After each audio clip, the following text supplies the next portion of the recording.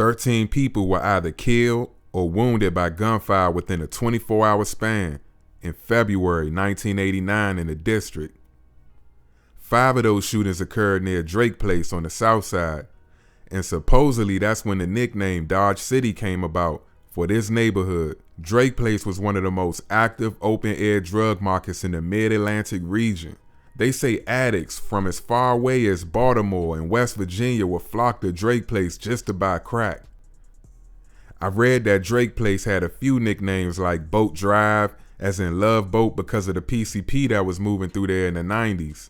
And that's one dangerous drug. These were patients in DC lunching or spazzing out off that stuff. In the Washington emergency room, a 20-year-old woman on a bad PCP trip. You can't stop me! You cannot! It is everywhere. Sold openly on ghetto streets just blocks from the White House. Available in the wealthier suburbs. $3 to $10 for enough to make a joint. You just walk down the street from where I live at and get it. Just walk up to pretty much anybody. Either ask my brother or just make a phone call, and I always had it brought to my house. Walk down the street, copped another bag, that's all. And drug enforcement analysts say PCP or angel dust is a national trend. Last Christmas, this Maryland man, high on PCP, decapitated his 14-month-old son. And for the young people who are now residents in the Second Genesis Therapy Program, there have been some terrifying lessons. An attack on a friend. It was a guy I knew, and I just had a rage of violence and went after him to stab him. It's raw and uncut. November of 1991, a 17-year-old boy was gunned down in the 4400 block of F Street Southeast. The hood he was repping? Eastgate Gardens, better known as Eastgate, the notorious Southside housing project in Marshall Heights that was later demolished starting in '98.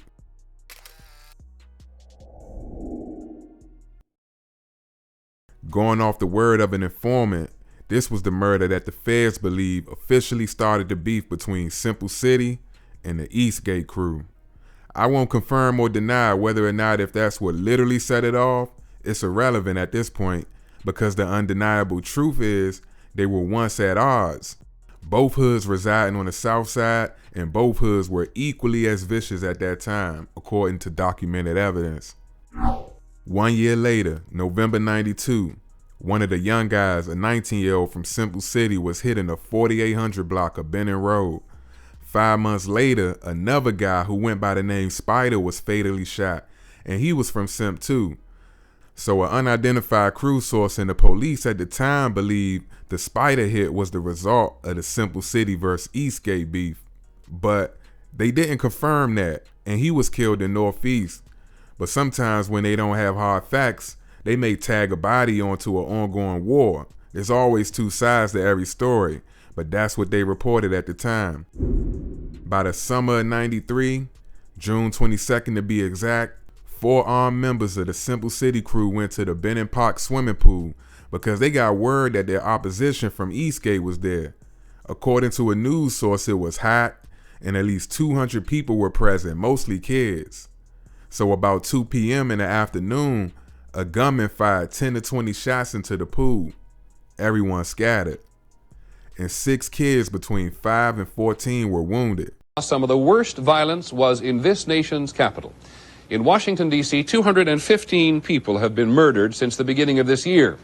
As ABC's Bill Greenwood reports, this has been a particularly deadly week. This has been an exceptionally bloody week in the nation's capital. Since Monday, 15 people have been murdered. And while residents have become accustomed to random violence, the city was outraged when this swimming pool was sprayed with bullets by a young man who left 6 children wounded. Everybody started to panic and get out the water and go and get their stuff and run home. Today, the pool was reopened, but a city councilman could talk only one child into joining him for a swim. Most parents refuse to let their children near the recreational center. No, I'm not allowing them to go up there to the pool anymore. We're going to take them somewhere else. But almost everywhere, in the poorest sections, gunfire is a constant danger. Like now, we stand out here, somebody could just ride by and shoot one of us.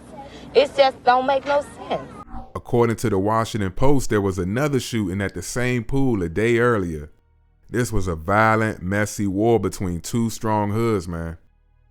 Years after the shooting incident at the swimming pool, there was in-house beef within the Bennett Heights area. Two crews within the community broken down into two factions, the Alabama Avenue crew and the Circle. In a way, it's worse than beefing with other hoods further away because everybody know each other. Your ops know where you're gonna be. Associates and friends and people you went to school with may become enemies. Tension rise, and once the gunplay start, you can't turn that off. It keep going, eye for an eye. Bodies drop, bodies get locked. But one of the most notable hits felt around the city was the intentional murder of a 12-year-old boy, Daryl Hall. Daryl Hall of Benning Terrace was abducted at gunpoint on his way home from school and brutally shot in the back of the head. He was only 12. That was one of the saddest films I ever been in my life because I watched that boy grow up and then to see him land in the box like that for nothing. All this for nothing. He ain't even have to die. Daryl and his brother were walking home from Fletcher Johnson Junior High School when they were approached by some guys in a station wagon. They gave chase and Daryl was captured. So they threw him in a brown station wagon and eventually took him to a wooded area, got him out the vehicle and walked him into the woods and shot him. Took his life. Sad situation. Lil Daryl would have said to put our guns down and get something else on our mind because this wasn't working, man. We had to find something better to do with our life.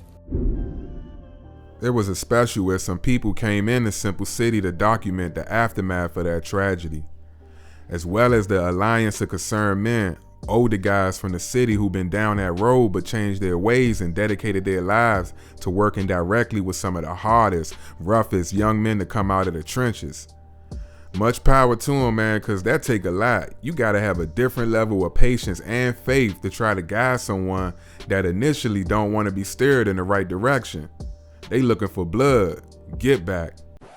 Sidebar, peep the City Life hat. That City Life brand used to go hard, man. Right on Minnesota Avenue by the African Heritage joint.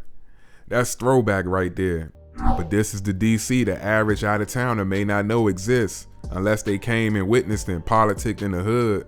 This is raw, uncut, authentic, unapologetic, and not to be glorified. But think about all the bodies that dropped around Eastgate and Simple City. But like I said, around Eastgate before it was tore down, think about that. You probably can't put a number on it. They just build new homes right on top of those bloodstains. And I'm all for moving forward because in the end, as a whole, nobody wins, only losses. Simple City and Eastgate. Thanks for watching, man. Don't forget to like, comment, share, and I see y'all on the next one.